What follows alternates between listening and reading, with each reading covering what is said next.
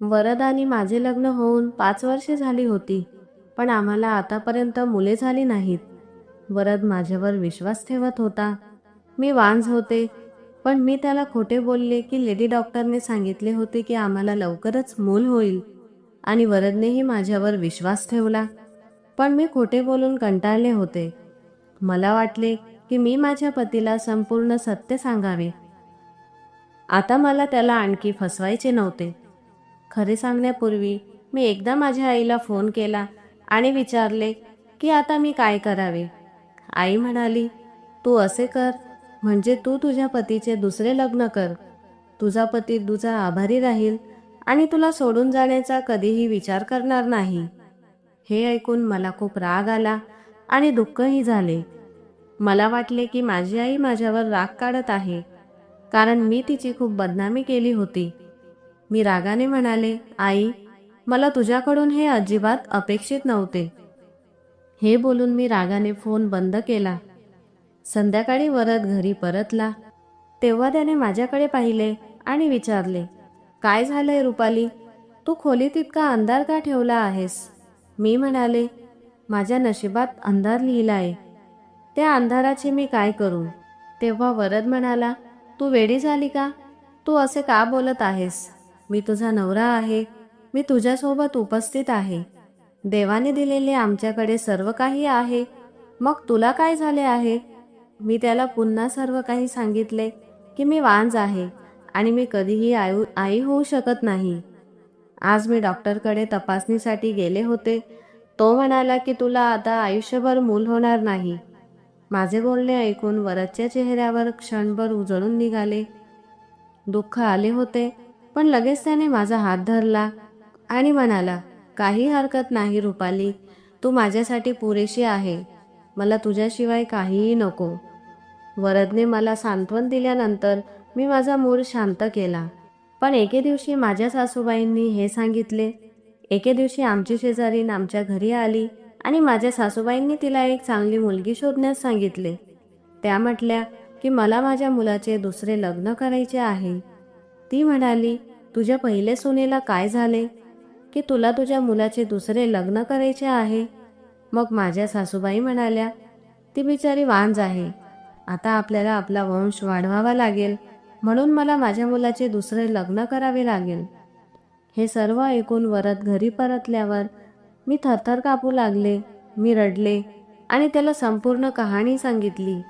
त्याने माझा हात धरला आणि मला खोलीबाहेर नेले आणि मला त्याच्या आईजवळ उभे केले आणि म्हणाला, आई, रुपालीशिवाय मी कोणत्याही मुलीचा विचारही करू शकत नाही आणि मी माझ्या बायकोवर माझ्या मुलांपेक्षा जास्त प्रेम करतो.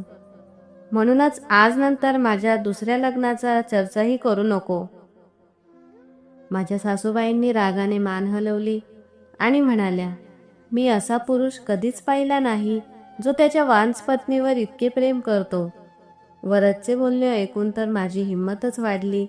मला इतका प्रेमळ नवरा मिळाला याची मला खूप आनंद झाला. त्याचे प्रेम माझ्यावर असेच ठेवल्याबद्दल मी मनातल्या मनात देवाचे आभार मानले. रात्र झाली होती, म्हणून मी चहा बनवून वरदला देण्याचा विचार केला. मी चहा बनवण्यासाठी स्वयंपाकघरात आले, तेव्हा मला माझ्या सासूबाईंचा खोलीतून आवाज येत होता. माझे नाव ऐकून मी थक्क झाले. जेव्हा माझ्या लक्षात आले तेव्हा ती तिच्या मुलीला फोनवर सांगत होती की काळजी करू नकोस, मी नक्कीच रुपालीशी घटस्फोट देईन आणि वरदचे दुसऱ्यांदा लग्न करेन. तू असे कर, तू त्याच्यासाठी चांगली मुलगी शोध. हे ऐकून माझ्या मनावर एक ओझे पडले. मी खोलीत आले आणि चहा न बनवता झोपले. आता मला स्वतःची काळजी घ्यावी लागेल. मला माझ्या आईची आठवण आली, पण गेल्या वेळी तिने मला सल्ला दिलेला आवडला नाही. माझ्या सासूबाईंप्रमाणे तिलाही माझ्या नवऱ्याचे दुसरे लग्न करायचे होते. मी अनिच्छेने माझ्या आईला फोन केला आणि मी रडू लागले आणि म्हणाली, रुपाली बेटा, तू कुठे गायब झालीस? तुला माझ्याशी बोलायचे नाही का? आईचे शब्द ऐकून मला आश्चर्य वाटले. मला माहीत नव्हते की माझी आई माझ्यासाठी तळमळत असेल. मी म्हणू लागले, आई, माझे आयुष्य आधी खूप चांगले होते. पण जेव्हापासून मला कळाली की मी वंध्य आहे, तेव्हापासून माझ्या डोक्यावर सतत एक तलवार लटकत आहे. माझ्या सासूबाईंनी तिच्या शेजाऱ्याला मुलासाठी जोडीदार शोधायला सांगितले आहे आणि कधीकधी ती तिच्या मुलीला म्हणते की मी माझ्या पसंतीची सून आणते, तू तुझ्या भावासाठी नाते शोध. आई, वरद खूप चांगला माणूस आहे. तो माझ्यासाठी त्याच्या आईशी भांडतो, पण शेवटी तो एक पुरुष आहे. तो किती काळ मला त्याच्या हृदयाची राणी बनवून ठेवेल. एक ना एक दिवस त्याला कळेल की त्याच्या आयुष्यात एक मूल असले पाहिजे आणि तो दुसरे लग्न करेल. आई म्हणू लागली, मला कळते की यावेळी तुला काय वाटत असेल, म्हणूनच मी त्या दिवशी तुला सांगितले होते की तू वरदचे दुसरे लग्न स्वतः करून दे. तो त्याची करोडोंची मालमत्ता अशीच सोडणार नाही. त्याला वारस हवा असेल हे उघड आहे. आज नाही तर उद्या तो नक्कीच दुसऱ्या लग्नाचा विचार करू लागेल. जर तुझा नवरा त्याच्या पसंतीच्या मुलीशी लग्न करेल तर कल्पना कर की जर तू माझ्यावर विश्वास ठेवला आणि त्याने गरीब कुटुंबातील मुलीशी लग्न केले तर तुझे काय होईल. ती तुझ्या अधीन राहील आणि तुझी ऋणीही राहील आणि तुझी जागा घेण्याचा कधीही प्रयत्न करणार नाही. जर तिने मुलांना जन्म दिला तर तुलाही समान आई म्हणून घेण्याचा अधिकार आहे. माझ्या आईचे म्हणणे ऐकल्यानंतर मला वाटले की ती अगदी बरोबर आहे. मी म्हणाले, आई, जर तुझ्या मनात अशी मुलगी असेल तर मला सांग. मी विचार केला होता की वरदचे दुसरे लग्न केल्याशिवाय मी या घरात राहू शकत नाही. जरी हा विचार माझ्या हृदयात घुमत होता की मी स्वतः माझ्या पतीचे लग्न स्वतःच्या हातांनी करून घेत आहे, पण ती माझी सक्ती होती आणि मला वरदवर विश्वास होता की त्याचे माझ्यावरील प्रेम कधीही कमी होणार नाही. आणि म्हणूनच मी माझ्या कुटुंबातील सदस्यांकडून गुप्तपणे त्याच्यासाठी मुलगी शोधू लागले. ती गावातील पाटील सरपंचांची एकुलती एक मुलगी होती. माझे आईवडील आणि भावांनी माझे आयुष्य माझ्यासाठी समर्पित केले. माझे आयुष्य खूप सुंदर होते, पण मला फक्त एकाच गोष्टीची कमतरता भासत होती आणि ती म्हणजे लहानपणापासून माझ्या आईवडिलांशी असलेले माझे नाते. याआधी ज्या मुलाशी माझे नाते निश्चित झाले त्याचे नाव मनोज होते. त्याने आजपर्यंत शाळेचे तोंडही पाहिले नव्हते, तर मी 12वी केले होते. आमच्या गावात जर एखादी मुलगी 12वी उत्तीर्ण झाली तर ती मोठी गोष्ट मानली जात असे. आणि मग मनोज खूप विचित्र प्रकारचा माणूस होता. माझ्या भावांनाही शिक्षण मिळाले नव्हते, पण तरीही ते चांगले वागायचे. त्यांना कसे बोलावे हे माहीत होते. आईने माझ्या भावांना खूप चांगले वाढवले होते, पण मनोजला तर चांगल्या आणि वाईटाचे शिष्टाचारही शिकवले गेले नव्हते. त्याचे गावातील प्रत्येक मुलीशी अफेअर असायचे. त्याच्या या कृतींमुळे मी त्याचा द्वेष करू लागले. मनोजबद्दल एक गोष्ट मला खूप वाईट वाटली, ती म्हणजे गावातील प्रत्येक मुलीशी अफेअर असूनही तो माझ्यावर प्रेम करतो असा तो दावा करायचा. तो मला रुपालीऐवजी राणी म्हणायचा. तो मला म्हणायचा की राणी, मी तुझ्याशिवाय मरेन. आणि मी मनोजला सांगायचे की गावातील सर्व मुली तुझ्यासाठी आहेत, तू माझ्या मागे का लागला आहेस. मग तो म्हणतो की फक्त कृष्ण राधेचा आहे, बाकी सर्व गोपिका आहेत. एकदा मनोजने गावातील जत्रेतून माझ्यासाठी काचेच्या बांगड्या आणल्या होत्या. मनोजच्या या बेशिस्त कृत्याचा मला राग यायचा. माझ्या या कृतीमुळे मला पहिल्यांदाच मनोजच्या डोळ्यात अश्रू दिसले. मनोजच्या या बेशिस्त कृत्याचा मला राग यायचा. मी त्या बांगड्या माझ्या हाताने तोडल्या. माझ्या या कृतीमुळे मला पहिल्यांदाच मनोजच्या डोळ्यात अश्रू दिसले आणि मनोजच्या डोळ्यात अश्रू पाहिल्यानंतर मला माझी चूक कळाली. पण मनोज इतका निराश झाला की दुसऱ्याच दिवशी मी त्याला एका मुलीसोबत फिरत असताना माझ्या स्वतःच्या डोळ्यांनी पाहिले होते. आणि नंतर त्याच्याबद्दल माझ्या मनात निर्माण झालेली थोडीशी सहानुभूतीही नाहीशी झाली होती. जर माझी आई माझ्या वडिलांशी बोलली असती तर ते म्हणायचे की काही हरकत नाही, मनोज अजूनही लहान आहे, स्वतःची काळजी घ्या. काही वर्षांपूर्वी माझ्या मोठ्या भावाने गावात रुग्णालय बांधण्यासाठी अर्ज केला होता. त्या काळात एक टीम गावात आली होती आणि जमीन इत्यादींची तपासणी करत होती. आणि मग गावात एका खूप मोठ्या रुग्णालयाचा पाया रचला गेला. सर्वजण तिथे बाबांच्या तंबूत राहत असत. काही दिवसांनी टीम परत गेली, पण एक माणूस होता जो परत गेला नाही आणि त्याचे नाव वरद होते. त्याला गावातील वातावरण खूप आवडले, म्हणून त्याने बाबांची परवानगी घेतली आणि काही दिवस इथेच राहिला. एके दिवशी मी माझ्या मैत्रिणींसोबत बाहेर गेले, तेव्हा माझी नजर वरदवर पडली. मला पहिल्याच नजरेत तो आवडला होता. त्याच्या डोळ्यातील चमक सांगत होती की त्यालाही मी आवडले होते. आणि नंतर दुसऱ्या दिवशी मी स्वतः वरदला भेटायला गेले, तेव्हा तो माझ्याकडे हसला आणि म्हणाला, मीही तुझी वाट पाहत होतो. त्याने मला त्याचा मोबाईल नंबर दिला. मी माझ्या आईच्या फोनवरून त्याला फोन केला आणि आमच्यातील प्रेम फुलू लागले. तो म्हणाला की मला वाटले की मी तुला माझ्या आयुष्यात समाविष्ट करू इच्छितो. मग मी त्याला मनोजबद्दल सर्व काही सांगितले. माझे ऐकून तो खूप आश्चर्यचकित झाला आणि म्हणाला की तो खूप विचित्र माणूस आहे.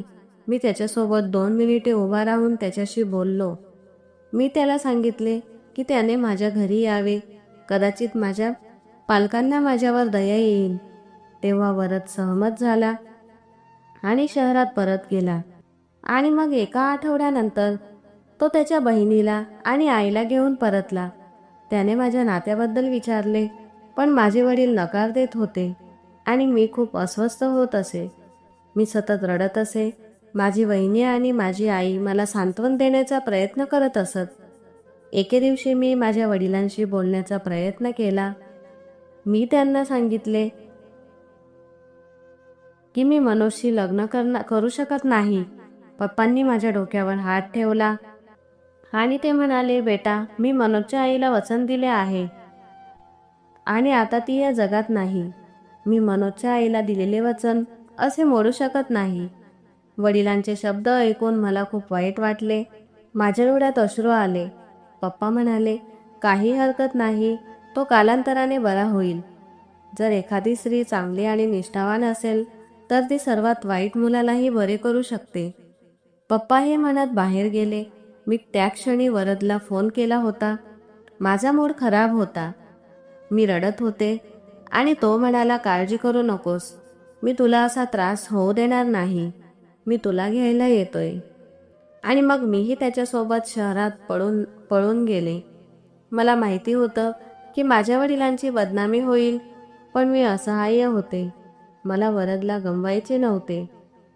वरदने माझ्याशी लग्न केलं आणि मला त्याच्या घरी घेऊन गेला. पण जेव्हा त्याच्या आईला कळालं की त्याने मला पळवून आणलं आहे, तेव्हा ती म्हणाली, बेटा, तू गावातील पाटलांशी स्पर्धा करू शकत नाहीस. मला भीती वाटते की ते तुला काही नुकसान करतील. तो देखील एका करोडपती बापाचा मुलगा होता. पण माझी सासू थोडी जुनी विचारांची होती. तिने घरातून पळून गेलेल्या मुलीला तिची सून म्हणून स्वीकारले नाही. तिने माझ्या आणि वरदमध्ये काहीही स्वीकारले नाही. फूट पाडण्याचे सर्वतोपरी प्रयत्न केले गेले, पण तो एक चांगला नवरा असल्याचे सिद्ध झाले. आयुष्याच्या प्रत्येक वळणावर तो माझा आदर करत असे. देवाची कृपा होती की माझे वडील आणि माझा भाऊ माझ्या मागे लागले नव्हते, अन्यथा माझे आयुष्य नरक बनले असते. बरं, नरक अजूनही तिथेच होता, कारण मला माहीत होते की मी वंध्य आहे आणि मूल होऊ शकत नाही.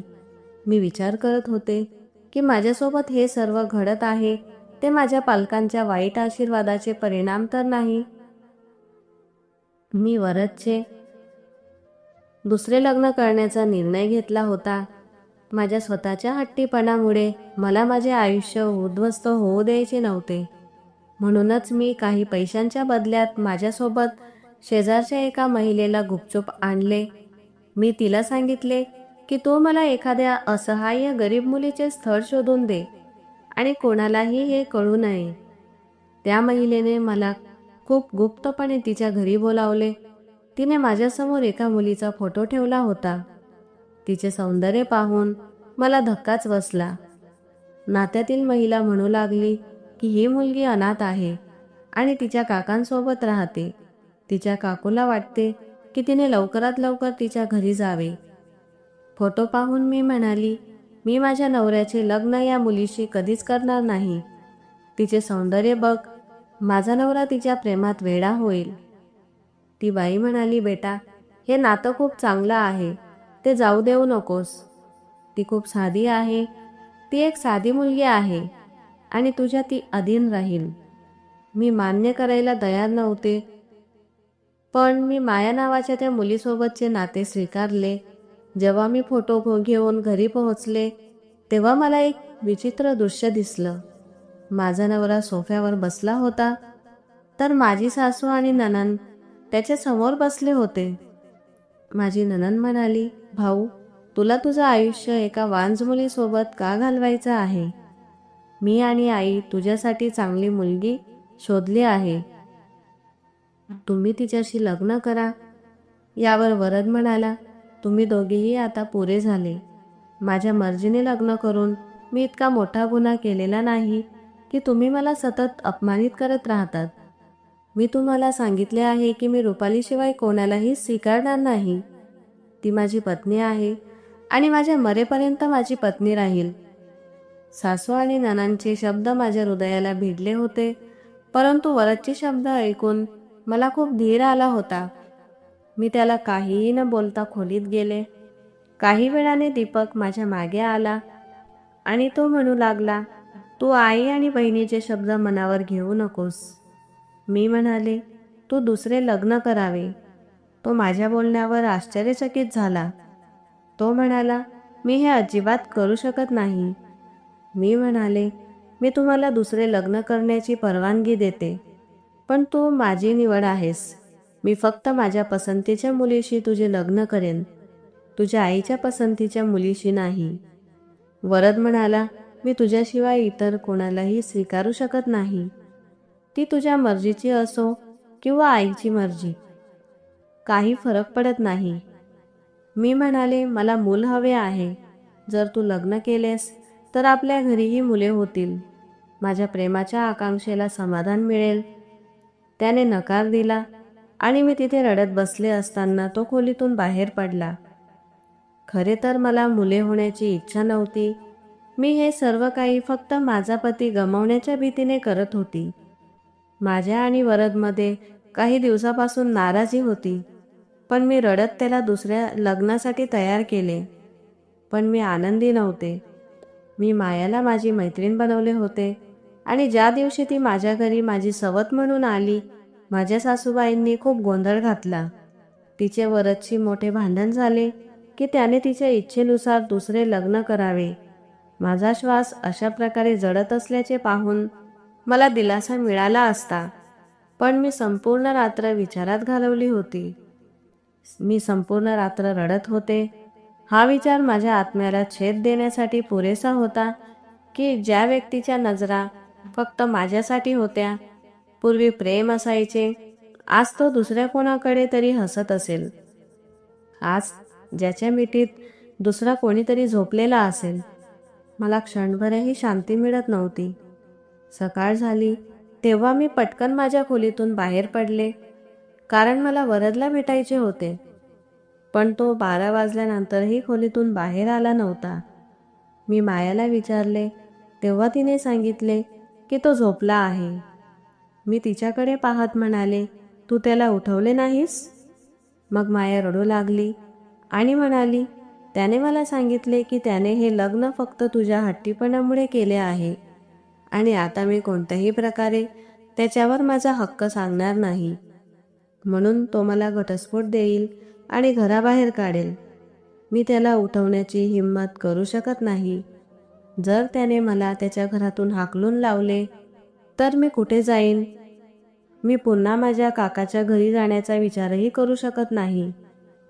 पण नाते जुळवणारी मावशी खूप क्रूर आहे. ती खरोखरच खूप असहाय्य मुलगी होती आणि तिने मला शोधून काढले.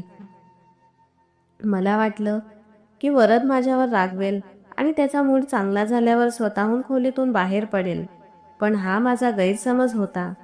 आज त्यांच्या लग्नाचा 3रा दिवस होता, पण तो अजून खोलीतून बाहेर आला नव्हता. आता मला विचित्र विचार येऊ लागले. म्हणून एके दिवशी माया स्वयंपाकघरात व्यस्त असताना मी तिच्या खोलीत गेले. तो त्याच्या मोबाईलवर व्यस्त होता. आवाज ऐकून तो म्हणाला, "तू आली आहेस माया?" ते शब्द होते की माझ्या डोक्यावर मारलेला हातोडा. मी पावलांनी त्याच्याकडे परत आले. फक्त 3 दिवसात मायाने त्याला स्वतःचे बनवले होते.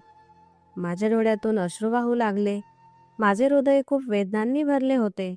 मी माझ्या सासूच्या खोलीकडे गेले. मग मला कळाले की माझी नणंदही आली आहे. माझी सासू तिच्या मुलीला म्हणत होती, "बघ, तुझी आई किती हुशार आहे." मी एक हालचाल केली आणि सर्व काही व्यवस्थित झाले. बिचाऱ्या रुपालीला हेही माहीत नाही की ज्या मुलीशी तिने तिच्या नवऱ्याचे लग्न लावले ती माझ्या पसंतीची मुलगी होती.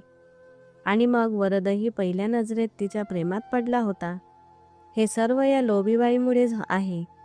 हे सर्व ऐकून माझे हृदय फुटू लागले. ज्याने रुपालीला मूर्ख बनवले होते त्याच्यामुळे माझे हृदय फुटू लागले. माझी सासू पुढे म्हणाली, "मी रुपालीला मूल होऊ नये म्हणून तिला इतक्या गोळ्या खायला दिल्या आहेत की आता ती खरोखरच वान झाली आहे." हे असे शब्द होते की माझ्या शरीरावर दगडांचा वर्षाव होत होता. मी पटकन माझ्या नवऱ्याच्या खोलीकडे गेले, जेणेकरून मी त्याला सांगू शकेन की त्याची आई आणि बहिणीला येऊन त्यांनी मला किती त्रास दिला आहे ते ऐका. मी त्यांच्या खोलीकडे गेले तेव्हा तो मायासोबत बोलत होता. तो तिला सांगत होता की जेव्हा मी रुपालीसोबत पळून गेलो तेव्हा भावनेच्या भरात मी खूप चुकीचा निर्णय घेतला होता. लग्नानंतर काही वेळातच मला माझी चूक कळू लागली, पण तोपर्यंत रुपालीच्या भावांना कळायला खूप उशीर झाला होता. असं झालं होतं की ती माझ्यासोबत आली होती म्हणूनच तो मला फोन करत राहिला आणि धमकी देत राहिला. आमची बहीण नक्कीच या घरातून पळून गेली आहे, पण तरीही ती एकटी नाही. जर तू आमच्या बहिणीची काळजी घेतली नाहीस तर तुझे परिणाम वाईट होतील. मला माहिती आहे की ते लोक किती धोकादायक आहेत. म्हणूनच मी रुपालीला सोडून जाण्याचा विचारही करू शकत नव्हतो.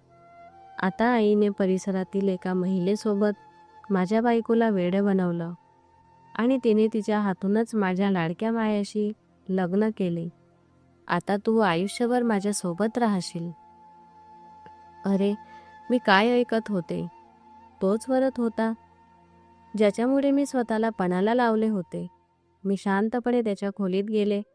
त्याला मला समोर पाहून आश्चर्य वाटले. त्याला कदाचित असे वाटले नसेल की मला त्याचे रहस्य इतक्या लवकर कळेल. मी म्हणाले, "जर तुला मला सोडायचे होते तर तुम्ही मला असेच सोडून दिले असते. मला ओकचे झाड बनवणे आवश्यक होते का?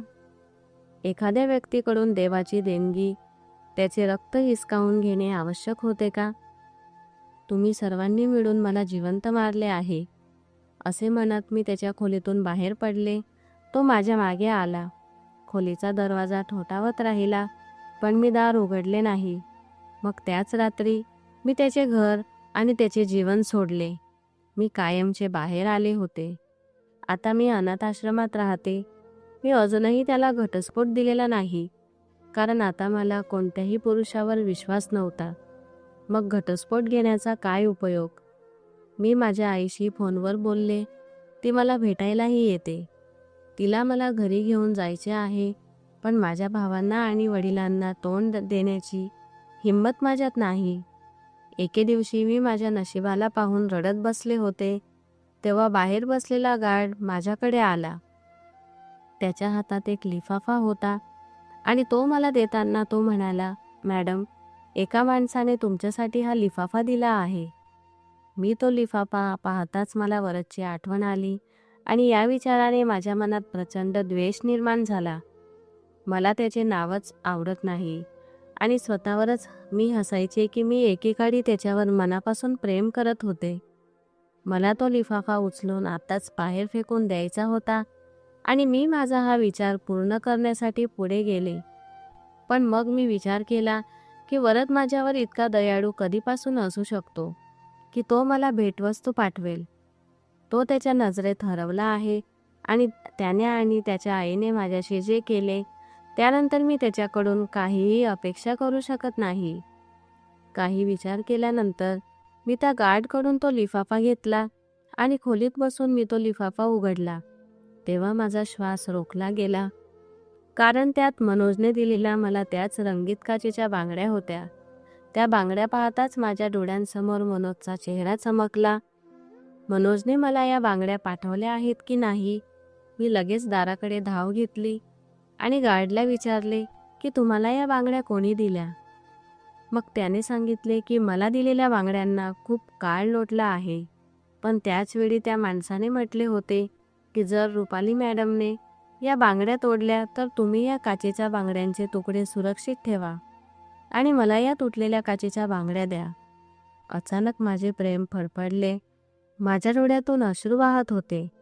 माझ्या डोळ्यांसमोर बेफिकीर मनोजचा चेहरा फिरू लागला. मनोज अजूनही मला आठवत होता का? पण मी आता कोणावरही विश्वास ठेवू शकत नव्हते. मी हातात काचेच्या बांगड्या घेऊन खोलीत परत आले आणि दुसऱ्या दिवशी जेव्हा माझी आई मला भेटायला आली तेव्हा मी मनोजबद्दल आणि मला मिळालेल्या मनोजच्या कथेबद्दल विचारले. माझ्या आईने मला सांगितले की ज्या दिवशी तू घरातून पळून गेलीस त्या दिवशी मनोज खूप रडला होता. संपूर्ण गाव त्याचे हृदय धरून राहिले होते. तो फक्त ओरडत होता, राणी राणी हाक मारत होता. आईने सांगितले की तू गेल्यानंतर तो पूर्णपणे बदलला होता. त्याने त्याच्या वडिलांच्या सर्व जमिनी विकल्या होत्या आणि गावात एक शाळा उघडली होती आणि गावातील मुलांना मोफत शिकवू लागला आणि शहरात स्वतःचा व्यवसायही सुरू केला, जो हळूहळू वाढत गेला. आणि आता देवाच्या कृपेने मनोजकडे पैशांची कमतरता नाही, पण त्याच्याकडे जितके आहे तितके तो गरिबांना दान करतो. तो म्हणतो, इतके पैसे माझ्याकडे ठेवून मी काय करू जेव्हा माझी राणी माझ्याकडे नाही. तो हसत नाही आणि बोलतही नाही. तो फक्त शांतपणे स्वतःमध्ये हरवलेला असतो. जेव्हा मी आणि तुझे वडील त्याच्याकडे पाहतो तेव्हा आम्हाला वाटते की त्याच्या परिस्थितीला आमचीच मुलगी जबाबदार आहे. मनोजबद्दल हे सर्व ऐकून माझ्या डोळ्यातून अश्रू वाहत होते. मला लवकरात लवकर मनोजला भेटायचे होते. माझे मन मनोजला भेटण्यासाठी का तळमळत होते हे मला कळत नव्हते. मी माझ्या आईला सांगितले, आई, मला एकदा मनोजला भेटायचे आहे. माझे बोलणे ऐकून माझ्या आईचे डोळे चमकले आणि ती म्हणाली, रुपाली, जर तुला हवे असेल तर तू मनोजसोबत लग्न करू शकते. तू एक नवीन आयुष्य सुरू करू शकतेस. तो अजूनही तुझी वाट पाहत आहे. पण आता मी मनोजच्या लायक नव्हते. मी एक वान स्त्री आणि विवाहित स्त्री होती. पण मला एकदा मनोजला भेटून त्याची माफी मागायची होती. मी त्याला ओळखू शकली नाही आणि त्याला हिरा समजून मी दगडाने माझे डोके फोडले. मी माझ्या आईसह मनोजच्या घरी पोहोचले. त्यावेळी मनोज घरी नव्हता. नोकराने मला बाहेर बसवले होते. आई आणि मी बराच उशीर केला होता, पण मनोज अजूनही आला नव्हता. मग मी नोकराला विचारले आणि मनोजच्या खोलीत गेली. खोली स्वच्छ आणि नीटनेटकी होती. ती खूप सुशिक्षित व्यक्तीची खोली वाटत होती. आणि मग अचानक माझी नजर अशा गोष्टीवर पडली की मी तेच मनात धरून बसले. माझ्यासमोर भिंतीवर असलेल्या आरशाच्या चौकटीत राणी त्याच तुटलेल्या काचेच्या बांगड्यांच्या तुकड्यांनी लिहिलेले होते. याचा अर्थ असा की मनोज मला त्या क्षणापासून खूप प्रेम करत होता.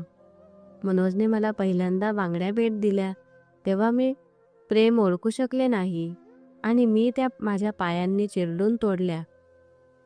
त्याने ते तुकडे सुरक्षितपणे जपून ठेवले होते आणि आजपर्यंत.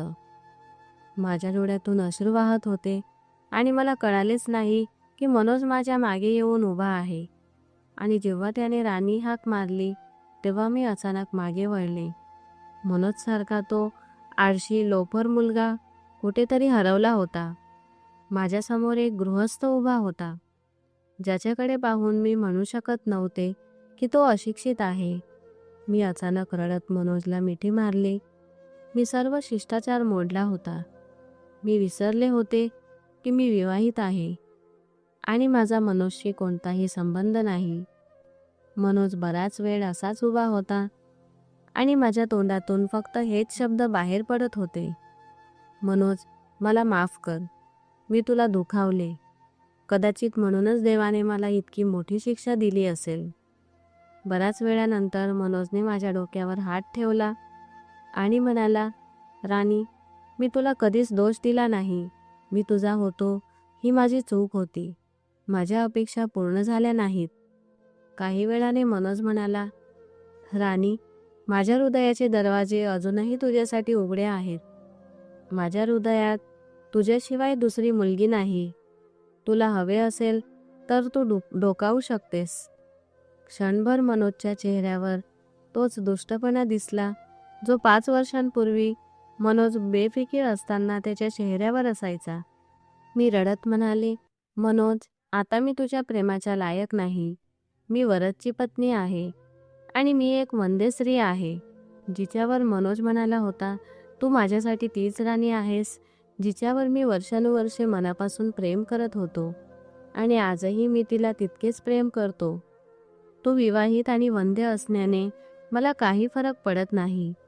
पण मी इतकी स्वार्थी असू शकत नाही की मनोजच्या आयुष्यात प्रकाश भरण्याऐवजी मी त्याच्या आयुष्यात अंधार भरून टाकेन. मला माहीत नाही का, मी कोणत्याही पुरुषावर विश्वास ठेवत नव्हते. शेवटी पुरुष हा पुरुष असतो. असे होऊ नये की उद्या मनोजलाही मुलांची इच्छा होऊ लागेल आणि तो माझ्याकडे पाठ फिरवेल. मी रडत रडत बाहेर पडले आणि माझ्या आईचा हात धरून घरी परतले. माझी अवस्था पाहून माझे वडील आणि माझे भाऊ यांनीही मला माफ केले. दुसऱ्या दिवशी मनोज माझ्याकडे आला आणि दुःखाच्या शब्दात म्हणाला की राणी, मला माहीत नव्हते की माझे प्रेम इतके पोकळ आहे, की देवाने मला दुसरे कोणीतरी दिले आहे. मला एकदा संधी दिली आणि तरीही तू माझे प्रेम नाकारलेस. जर तू आज माझे प्रेम स्वीकारले नाहीस तर मी तुझ्या आयुष्यातून कायमचे निघून जाईल. मी कधीही तुझ्याकडे परत येणार नाही. मी तुझ्यासाठी या काचेच्या बांगड्या आणल्या आहेत. तुला हवे असेल तर तू ते घालून बाहेर ये, नाहीतर त्या तोडून माझ्याकडे आण. असे म्हणत मनोजने त्या काचेच्या बांगड्या माझ्या बेडवर सोडल्या. मी बराच वेळ त्या काचेच्या बांगड्यांकडे पाहत राहिली. मला खरं प्रेम शोधण्याची संधी मिळाली आणि आता मला ती संधी सोडायची नव्हती. मी त्या काचेच्या बांगड्या उचलल्या आणि माझ्या हातात घातल्या. मी त्या बाहेर काढल्या तेव्हा मनोज आईशी गप्पा मारत होता. त्याने त्याचे हात पाठीमागे ठेवले होते. मला बाहेर येताना पाहून मनोजच्या चेहऱ्याचा रंग बदलला. तो कदाचित असा विचार करत असेल की मी बांगड्या तुकडे तुकडे करून आणल्या आहेत. आणि जेव्हा मी त्याच्यासमोर येऊन माझे हात दाखवले तेव्हा त्याने आनंदाने उडी मारली. त्याने आईचा विचार न करता माझ्या हाताचे चुंबन घेतले. आईने मला विशेषतः तिची उपस्थिती जाणवून दिली होती, म्हणून तो माझे हात लगेच सोडून गेला होता. मी हसत माझ्या खोलीत पळून गेले. मी हो म्हणताच लग्नाची तयारी सुरू झाली. दुसरीकडे माझ्या भावांनी आणि वडिलांनी वरदपासून घटस्फोट घेण्यासाठी कोर्टात अर्ज दाखल केला होता. थोड्या दिवसात आमचा घटस्फोट झाला आणि मी मनोजशी लग्न केले. माझ्या पालकांनी माझे लग्न मोठ्या थाटामाटात साजरे केले. जणू काही हे लग्न माझे पहिले लग्न आहे. आता मला लग्नाचा आनंद कळत होता. याआधी मी वरदसोबत नुसताच कोर्ट मॅरेज केला होता. मी लग्नाच्या बेडवर बसले होते, मनोजची वाट पाहत. मी तिथे असताना माझ्या हृदयात कोणत्याही दिव्याची सावली नव्हती. माझे हृदय फक्त मनोजच्या नावाने धडधडत होते. आणि जेव्हा मनोज खोलीत आला तेव्हा मी आणखी जवळ बसली आणि मनोजने मला आपल्या हातात घेतले तेव्हा माझे मन धडधडू लागले. मनोज प्रेमळ स्वरात म्हणाला की मी तुला सांगितले होते की राधा फक्त कृष्णाची आहे आणि बाकी सर्व गोपिका आहेत. म्हणून मी लाजून मनोजच्या छातीत माझे डोके लपवले. मनोजनेही मला त्याच्या हातात घट्ट मिठी मारली. मनोजसोबतचे जीवन इतके सुंदर होईल या भावनेने मी भरून गेले. मनोजच्या प्रेमाच्या सहवासात 1 वर्ष गेले असे मला कधीच वाटले नाही. डॉक्टरांनी माझे उपचार सुरू केले होते आणि डॉक्टरांनी मला आशा दिली होती की उपचारानंतर मी आई होऊ शकते. आणि एके दिवशी बाजारात खरेदी करत असताना मी वरदला भेटले, पण त्याच्या चेहऱ्यावर तेज नव्हते. मला पाहताच तो माझ्याकडे आला, हात जोडून माझी माफी मागितली. तो म्हणाला, रुपाली, मी आणि माझ्या आईने तुझ्याशी जे केले त्याची देवाने मला शिक्षा दिली आहे. माझ्या आईला अर्धांगवायू झाला आहे आणि ती बेडवर पडली आहे. लग्नाच्या 1 वर्षानंतरही माया गर्भवती राहिली नाही. तेव्हा मी आणि मायाने आमच्या चाचण्या केल्या, ज्यामध्ये तिचा रिपोर्ट सामान्य होता, पण माझा रिपोर्ट मी कधीच बाप होऊ शकत नाही. आता माया मला रात्रंदिवस वांझ म्हणत आहे. रुपाली, मला तुझे प्रेम खूप आठवते, पण आता मी काहीही करू शकत नाही. तू माझ्या आयुष्यातून गेली आहेस, पण मी फक्त एकच गोष्ट करू शकतो, ती म्हणजे हात जोडून तुझी माफी मागणे. जर तू माफ करू शकलीस तर नक्कीच कर. कदाचित तुझ्या माफीने माझ्या आयुष्यात आलेले दुःख थोडे कमी होईल. मी मनोजचा हात घट्ट धरला आणि मनोजकडे पाहत मी वरदला सांगितले की देवाने तुला दिले तेव्हा मी तुला माफ केले आहे. जर तू मला तुझ्या कृत्याची शिक्षा दिली असेल तर मी तुला शिक्षा देणारी कोण? आणि हे बोलल्यानंतर मी पुढे सरकले. वरद माझ्याकडे हरलेल्या जुगारीसारखा पाहत राहिला आणि मी मनोजच्या हातात हात घालत आणि आयुष्यात पुढे जात होते. हा आनंद माझ्यासाठी फक्त आनंद होता. तर मित्रांनो, तुम्हाला व्हिडिओ कसा वाटला कमेंट करून सांगा. व्हिडिओ लाईक करा आणि चॅनलला सबस्क्राईब करा. आपण पुन्हा भेटूया एका नवीन कथेसह. धन्यवाद.